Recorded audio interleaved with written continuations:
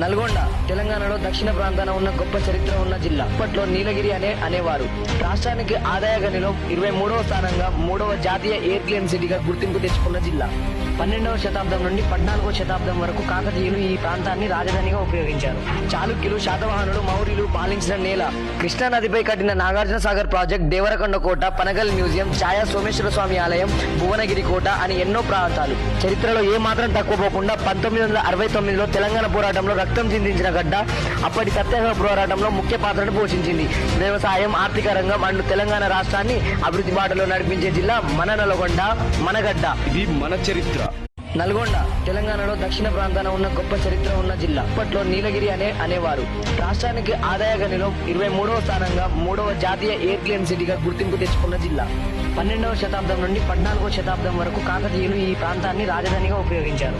చాళుక్యులు, శాతవాహనులు, మౌర్యులు పాలించిన నేల.